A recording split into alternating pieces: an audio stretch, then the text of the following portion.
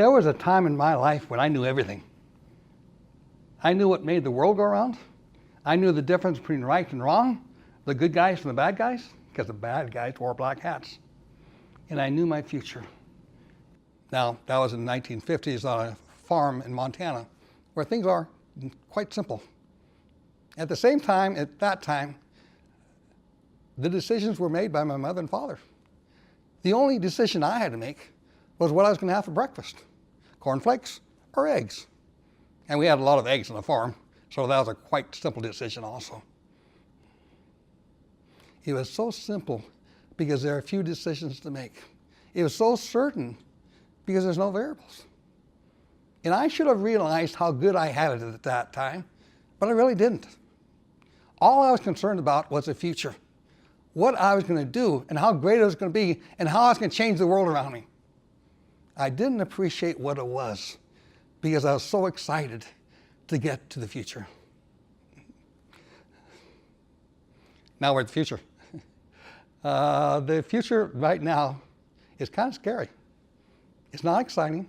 It's just really kind of scary when you think about it. What else can be confusing right now? I don't even know the answers any longer, to be very honest. I can't even ask the right questions. Politically, I don't even want to go there. You can get to a point where you're hated because the person you voted for or didn't vote for. Wars that seem to go on forever in Afghanistan.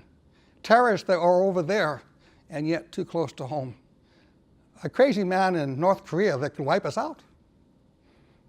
And the weather, which used to be so dependable. Now, of course, it's upside down. Everything, it seems, in our life has an uncertain future. And then on top of that, you put in the fact that I have Parkinson's, that many of you have Parkinson's. And of course, that disease has so many variables too. And that disease has a very uncertain future. I remember the first time I was diagnosed with Parkinson's, and I left the doctor's office and I wondered what was going to come. I wondered how long I was going to be alive. Now, of course, we know that the survival rate for a person with Parkinson, with or without, is the same. But I just didn't know what was going to happen with my life. And neither do I now.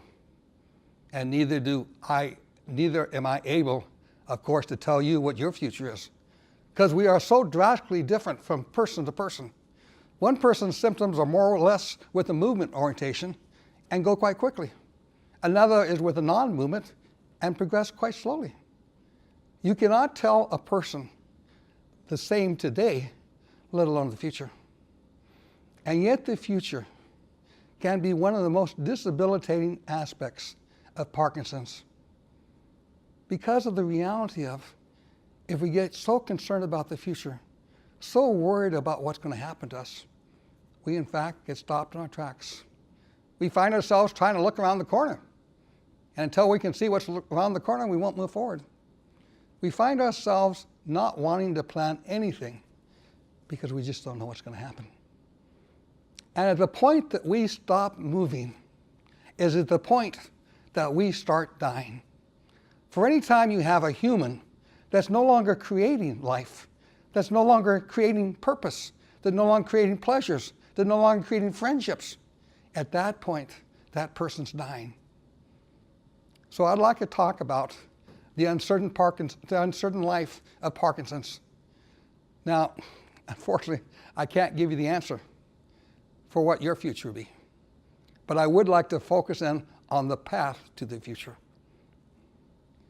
Now, I've been fortunate to have 4 major events in my life that each one fortified the uncertainty of my life. And each one had the chance to totally disembark my life, to disengage my life, if I hadn't reacted in the correct way. So I'd like to talk about the lessons I learned in all 4 ways and mention that I learned one thing from my youth when I was older, and that is it's best to simplify things to the best of our ability and focus in on one thing rather than trying to solve all things. I always like a speaker who has a 4-part talk because that way I know I don't even have to look at my watch. Hey, we're halfway there. Point number 4, yes, we're done. So, event number 1. As I said, I was born and raised on a farm in northern Montana. Matter of fact, we're so far north, I could look outside the window and see Canada. We were 25 miles from the closest town, and half of that was a gravel road. We were 3 miles from the closest neighbors, and they were kind of strange anyway, so we didn't communicate much with them. We were out in the middle of nowhere. We even had a party line for the phone. And at the age of 9, I became a type 1 diabetic. A type 1 diabetic is that diabetic that no longer produces insulin whatsoever. That my own body attacked my pancreas and cut off its ability to produce insulin. And without insulin, you simply die. So you have to artificially give yourself shots every day to maintain yourself and maintain your blood sugars within a certain range.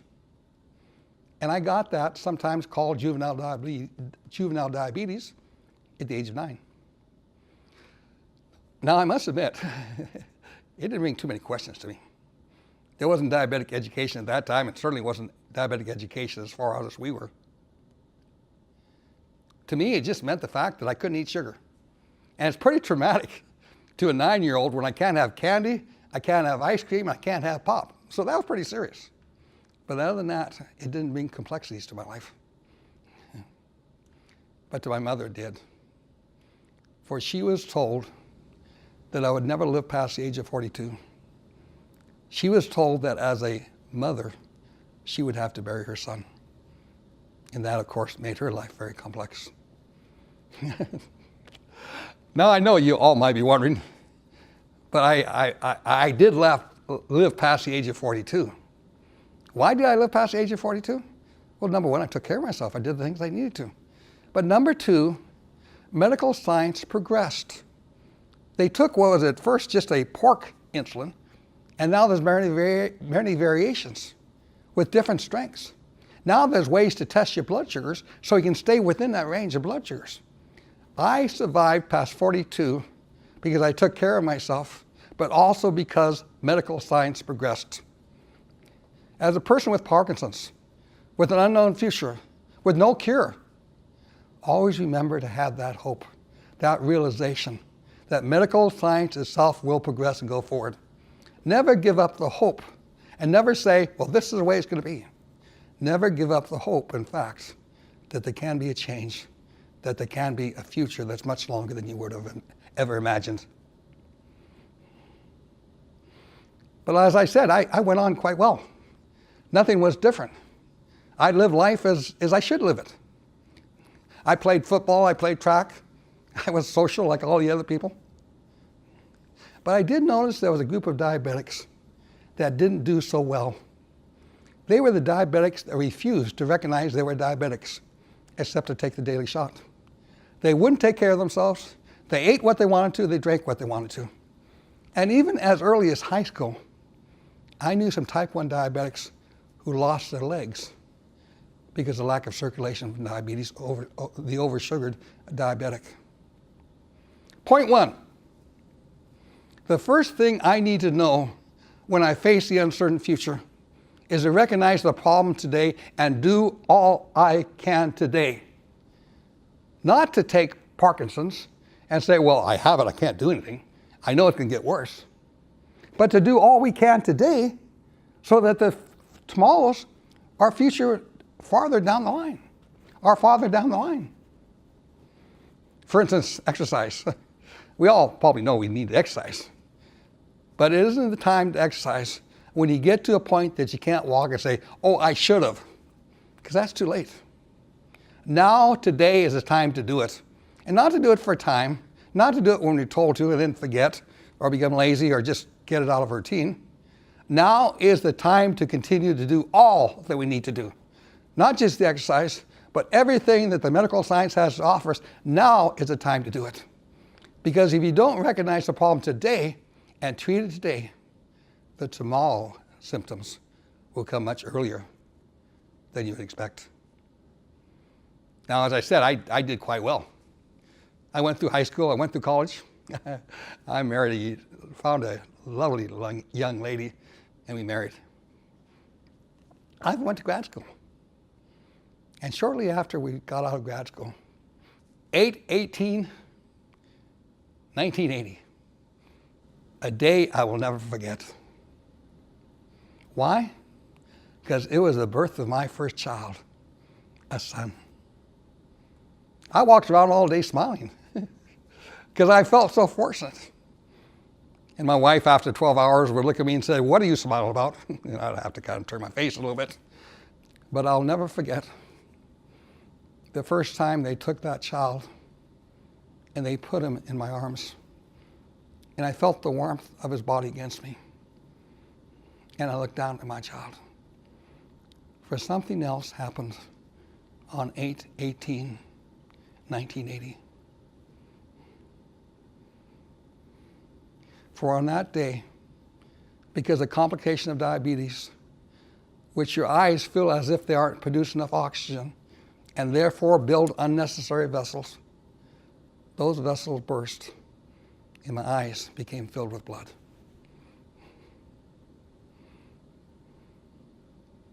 When I looked down, I could see my son, but I couldn't see his features.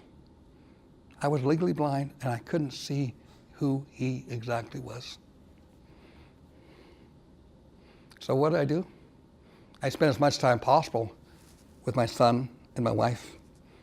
But finally, of course, I had to go home. And I went home to an empty apartment. And I sat down and I cried. I cried loud and I cried hard and I cried for a long time. And matter of fact, I cried until I finally realized something. I wasn't in this alone. There was a wife back there who was probably more afraid than I was. She didn't need someone just to sit there and cry and feel sorry for themselves.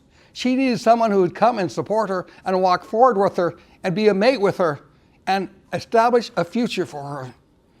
And there was a little baby boy who needed a father. He didn't need someone just sitting there crying. He needed someone who could show him what it was to be strong, what it was to be a true man in every sense of the word. And I realized at that time, because I wasn't in that alone, I needed to get up and I needed to go forward.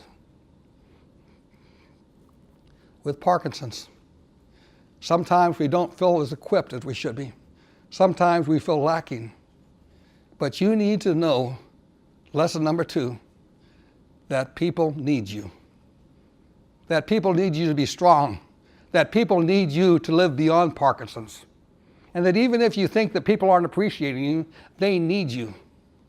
Not only your immediate family, but even the Parkinson family. For other people with Parkinson's need to see people who are an example, who live beyond Parkinson's, who knows what it is to be free to an extent from Parkinson's. People around you need you, and you need to realize that. You aren't simply in this alone. You are part of a community. A very large community. So point 1, recognize the problem today and do all you can to deal with it too. Point 2, and you need to focus on this. You need to see this as a point of reference. Other people depend upon you. And in fact, you need to do all you can for them, not just for yourself. And so what happened? I was so very, very fortunate. Because number 1, I had taken a job during that time just out of grad school. Not a real job, but a job just to get by. And I remember very specifically filling out an application form. And there was a form for disability, yes or no. And I thought I wouldn't need disability. I'm good, I'm strong, I'm young. But for whatever reason, I marked yes, which I'm so fortunate I did, because finances, therefore, were not a disabilitating area of our lives. But much more important than that, my son was born in Swedish Hospital in Seattle, Washington. And Seattle, Washington, and Swedish Hospital was one of the first places west of the Mississippi that had just begun to do a new procedure for people just like me. And in that procedure, they would put a tube in my eyes, cut away those excess vessels, pull those vessels out in the blood, And with a second tube, they would fill my eye with saline to keep it firm and put a buckle around it. I'm so fortunate that I was there with a new procedure. If I'd happened this a year earlier, I'd be totally blind for the rest of my life. If this had happened in Montana or one of the other places I was at, I'd be blind for the rest of my life. But I was so fortunate. I was so fortunate to be in a place that gave me a hope. And so we had the surgeries, actually 2 on one eye and 1 on the other eye. And I went to the doctor at the last visit with him. And I said, "What now, doctor?" And he said, "Well, it really takes a time for us to know if things happen or not. And it's such a new procedure, we really don't know. Some people do quite well and see fine again. Other people, not quite so well. So we really don't know. You go home and you wait and you tell us." And oh, by the way, for the surgeries, I also had lab work done. And again, due to diabetes, the lab work showed me that I had a failing kidney. And the nephrologist came in and said, "We have a 52,000 patient study." 52,000 patients is huge. And that study shows with quite firm terms that from 3 years from now, being a diabetic with your lab work, you will have a failed kidney. He even went as far as to say, "Mark it in stone." So great, another uncertainty. Another thing I didn't know about. My wife and I were completely aghast. We didn't even know what hospice care was, but we didn't know maybe if we should talk to him. We had no certainty in our life whatsoever. So what did I do? We were in Seattle at the time, but we moved back to Portland because of relatives. And of all things, I went to work as a cashier at a plaid pantry, more or less like a 7-Eleven type store. Now this was kind of interesting because again, I was legally blind. I couldn't see that well. So there was a price tag I'd have to hold real quick. And there's a cash register because there's no longer scanners. And there were times when I looked at that and I saw 20 cents. But it wasn't 20 cents. It was $2. But I pushed 20 cents and the customer never said anything about that. But when I looked and saw $2 and pushed the opposite, they informed me that I'd done it wrong. But I simply did the best that I could because I knew I needed to do something. I wasn't doing it for the money. There wasn't any money there. I was doing it simply to show that I could do something, that I could be engaged with the world, that I could do something in the world that actually was useful. I did it to be doing something. And I got some big print books. And I got a magnifying glass from the Eye Association. There was actually 4 magnifying glasses put together and a flashlight coming from the side because those lenses were so thick, they needed illumination. And I could read a bit. And I actually got a job in my field of studies. And I did what I could do because I knew there were people that depended upon me. And you know what? My kidney didn't get that worse. It didn't get that bad at all. And matter of fact, 3 years passed by and I still had my kidney and it still wasn't in fairly good shape. And I was so fortunate because at the end of that 3-year period, my vessels no longer bled. The blood was reabsorbed and I could see again. I could actually see again. How very, very fortunate I was. And I felt fortunate. And my life went on. And I felt prepared for the future. So prepared we had 2 more children, 2 lovely girls. I got a job and remained with that job for many years. And then I remember, again, having a very big smile on my face because I was looking at my son, again, this time standing next to an altar with a big smile on his face as he watched his bride walk down the aisle. And I was so very, very, very fortunate to be able to actually see my son walk down the aisle. And I come from a large family of 6 brothers and sisters, and most of them had come to the wedding. So the day after the wedding, I said, "Would you please meet me at the coffee shop, and I'll buy you breakfast." And we met there. And the coffee shop, of course, was loud and breaking of dishes, etc. down the line. So I had to speak up a little bit. But I was told as soon as I spoke up, everyone in the room became quiet because they knew something important was being said. And I said to my brothers and sisters, I've known it for a long time, but finally it's come to a point that my kidneys have failed, and that within the next 6 months, either I would go on dialysis or I'll need a transplant. And there's no obligation whatsoever. But if one of you happen to be matched and one of you would like to, I'd be glad to take your kidney.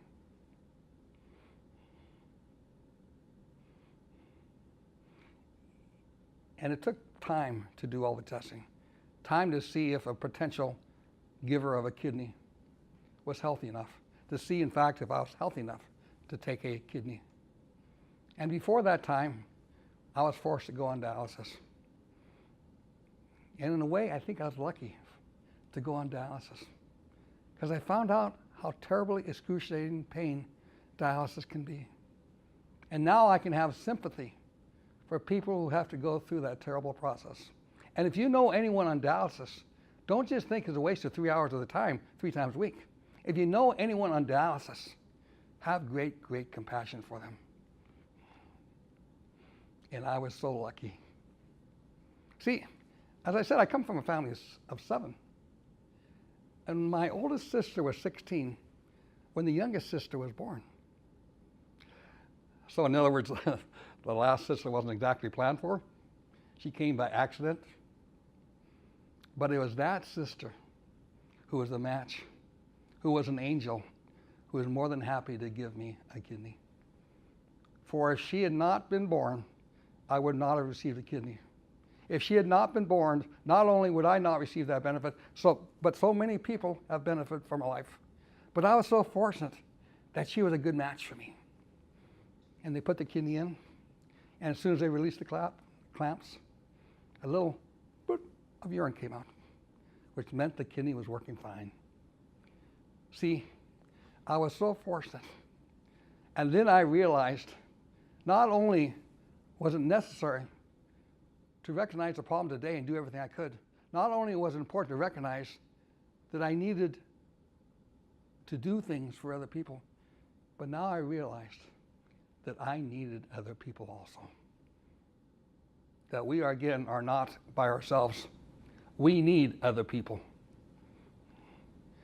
Not only to donate a kidney, but we need their love, their support, their help.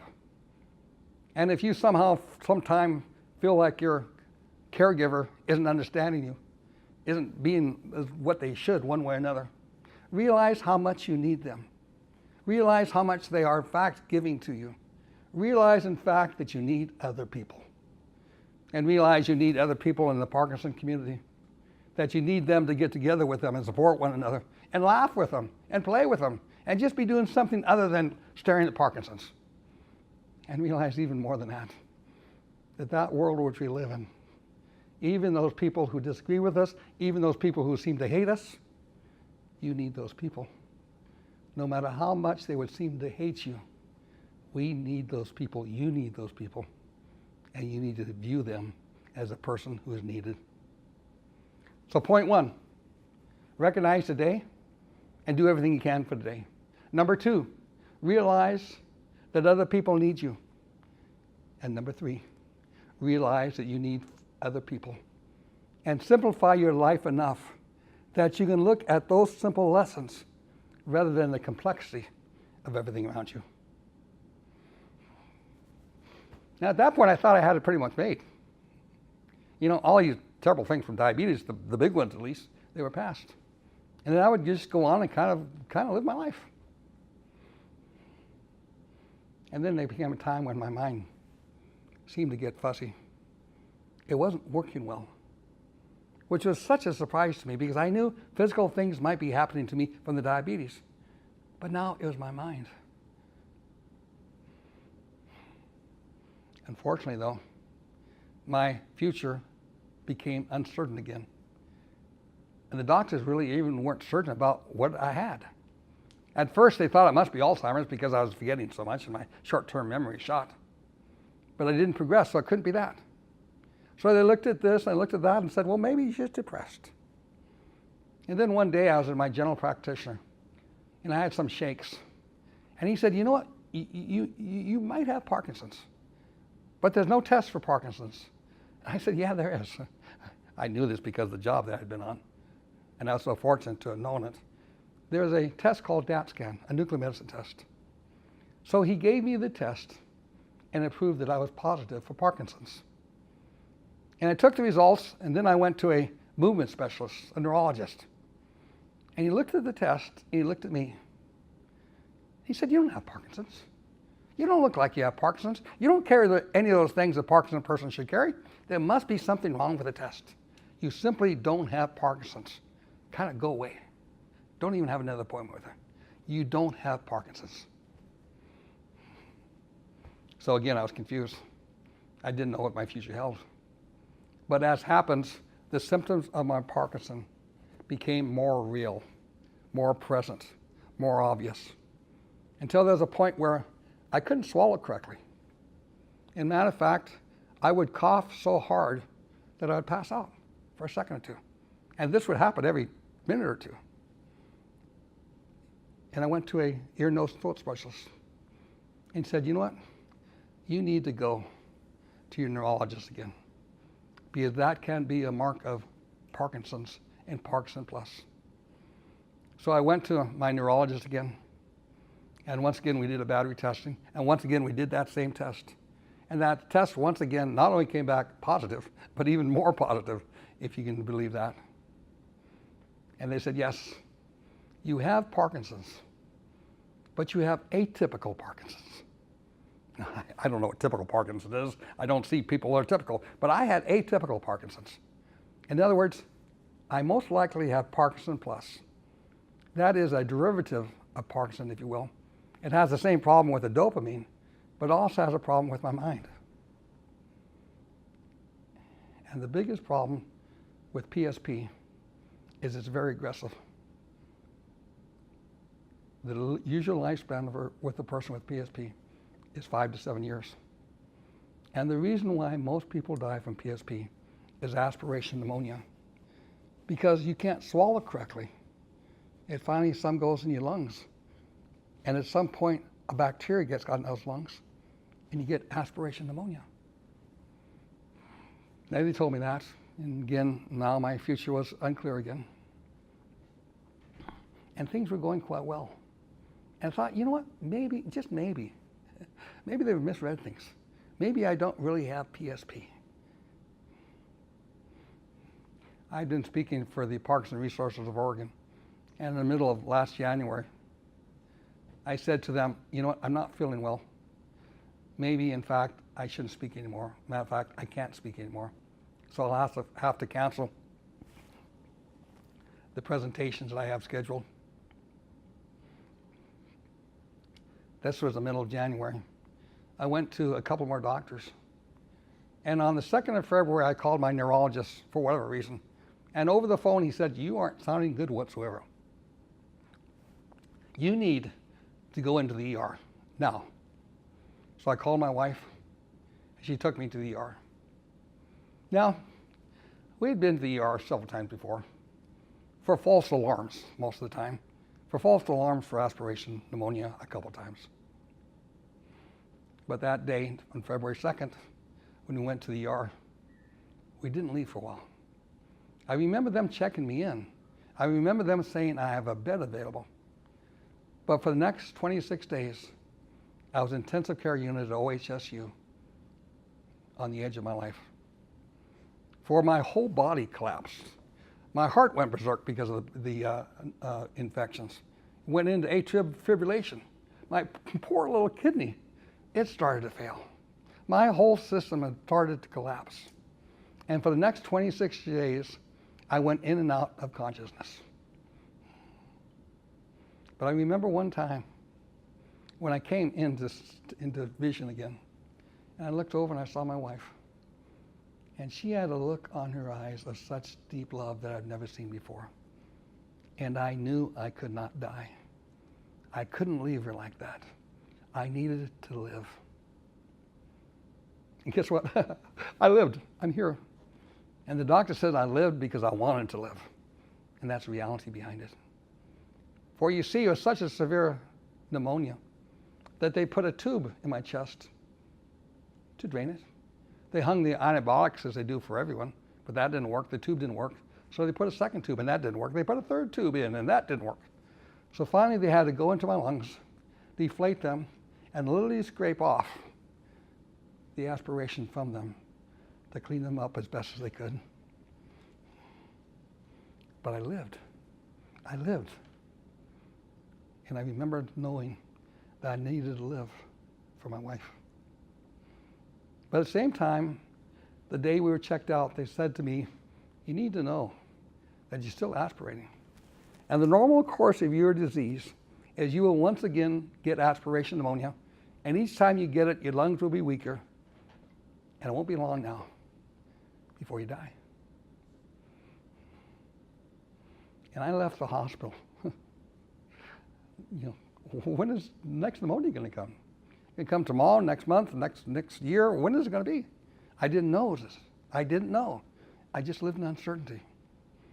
And 2 months later, in May of this year, I went to my pulmonologist because I had another problem with my lungs, again attributed to Parkinson's. And that is my nerves can't tell my muscles to work hard enough. So they don't expand enough to pull in enough oxygen, nor compress enough to push out all the CO2. And my lung function had went from 74 to 55 in less than a year. It's now 51. And she looked at me and said, at this slope, at this rate, you aren't going to live that much longer. And you need to know, because you don't want to go on a ventilator, that the process is you will at the end suffocate yourself. You need, in fact, to get your act together and get your matters together. And she even arranged an appointment for me to go to the end-stage cancer patients meeting where they would talk about the end stages and what drugs they could give you. So I had aspiration pneumonia problems, and I have respiratory lung function problems. And both of them saying, you're not going to be around that much longer. So it was easy for me to see myself as a dying man. And I guess in many ways, I am a dying man. I stand before you as a dying man. At the same time, I am alive. And therefore, I am a living man. I'm not a dying man, I'm a living man. And I can choose, because it's a choice, not just by chance, but I can choose to be a living man or a dying man. And I choose to be a living man. Why? Because there's people that depend on me still. Why? Because there's memories that are to be formed yet still. Why? Because maybe as a kid, I can still look at the future and see this promise and see this purpose. And maybe somehow, even now, I can be a help to someone. Soon after we got out of the hospital, we booked a Caribbean cruise. Why? Because I was all set to go to the Caribbean. No, I didn't feel like going to the Caribbean. But I wanted my wife to feel her feet in the warm Caribbean waters. And remember that happening with her husband. And just last week, we came from Disneyland with my grandkids, some of them at least. Did I have a great time? Well, no, I had to be in a wheelchair. But I went so my grandkids could remember their grandfather, which I think is important, and remember having fun with them, and remembering, yes, that time we went to Disneyland. So now I have the opportunity to live for other people and have purpose for other people. And by so doing, looking to live rather than looking to just kind of pass away sometime. And the reason why I'm giving this talk today is just by the slightest chance whatsoever that I might have something that might be of help to someone who hears it. So that's point 4. Number 1, recognize the problem and deal with it. Point 2, realize that other people need you. Point 3, realize that you need other people. And point 4, make a choice to live. Not just at the end, But every morning that you get up, make a choice to live. Not just to kind of get by in the day, not to just kind of somehow survive, but make a choice to live that day and live life to the fullest. Live as that little boy did, who said, I have a future, I have a purpose, and I'm going to make a difference. Choose to live each day. And that's a choice for you. It doesn't happen just because you wake up in the morning and you live. It happens because you dedicate yourself to make that difference. You dedicate yourself to live and live life to the fullest. So that's point 4. And we're over. But no, we aren't over. There's so much more to live and do that this talk is over. But hopefully we can live that and live life to the fullest. Thank you.